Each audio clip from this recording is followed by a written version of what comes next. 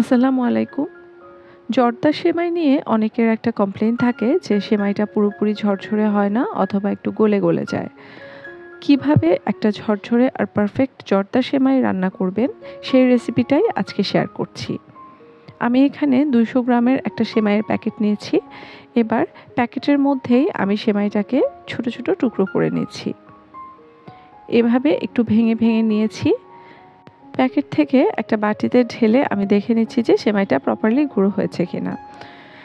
একটা প্যান বসিয়ে দিয়েছি চুলায়, আর এর মধ্যে দিয়ে দিচ্ছি 1/3 কাপ সয়াবিন তেল, আর দিয়ে দিচ্ছি একটা বড় কোয়ার্টার চামচের 1 চামচ ঘি। চাইলে পুরোটা ঘি দিয়েও করতে পারেন। এর মধ্যে কিছু গোটা গরম মশলা দিয়ে দিচ্ছি।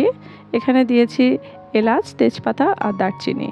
গরম মশলাগুলো হালকা ভেজে এর মধ্যে ভেঙে রাখা সেমাইটা দিয়ে দিচ্ছি। এবার সেমাইটাকে একদম চুলার আঁচ লোতে রেখে বেশ কিছুক্ষণ ভেজে নিতে হবে। চুলার আঁচটা কোনোভাবেই এই সময়টাতে বাড়ানো যাবে না, কারণ চুলার আঁচ একটু বাড়ালেই কিন্তু সেমাইটা পুড়ে যাবে। সেমাইটাকে মূলত উল্টে পাল্টে দিতে হবে, বারবার এটাকে উল্টে পাল্টে ভেজে নিতে হবে, কারণ এক পাশ যদি বেশিক্ষণ ফ্রাই প্যানের দিকে থাকে তাহলে কিন্তু সেটাও পুড়ে যেতে পারে। তাই এভাবে 2টা চামচ দিয়েও উল্টে পাল্টে নিতে পারেন, তাতে করে কাজটা অনেকটাই সহজ হবে। বেশ কিছুক্ষণ ভাজার পরে এটার কালারটা চেঞ্জ হয়ে এসেছে। এবার এর মধ্যে দিয়ে দিচ্ছি 1/2 কাপ চিনি। চিনির পরিমাণটা চাইলে আরও একটু বাড়িয়ে দিতে পারেন, যে যেরকম মিষ্টি পছন্দ করেন। দিয়ে দিচ্ছি প্রায় 1 কাপের মতো কুড়ানো নারিকেল। এখানে 1 কাপ ঠান্ডা লিকুইড দুধ দিয়ে দিচ্ছি। দুধের পরিবর্তে পানিও ব্যবহার করতে পারেন। দিয়ে দিচ্ছি কিশমিশ আর বাদাম, আর দিয়ে দিচ্ছি সামান্য লবণ।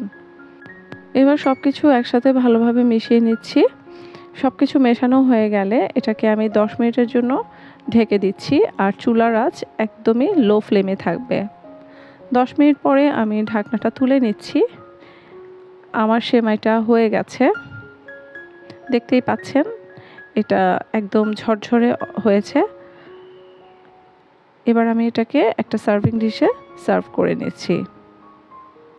সার্ভিং ডিশে ঢালার পরে যখন এটা কিছুটা ঠান্ডা হয়ে আসবে, তখন এইভাবে 2টা কাঁটা চামচ দিয়ে সেমাইটাকে একটু ছাড়িয়ে নিতে হবে। একটা থেকে একটার সাথে যে লেগে থাকে সেটাকে ছাড়িয়ে নিলেই কিন্তু এটা কিছুক্ষণের মধ্যে দেখবেন একদম ঝরঝরে হয়ে গেছে।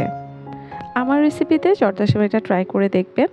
সবাই ভালো থাকবেন, সুস্থ থাকবেন। আল্লাহ হাফেজ।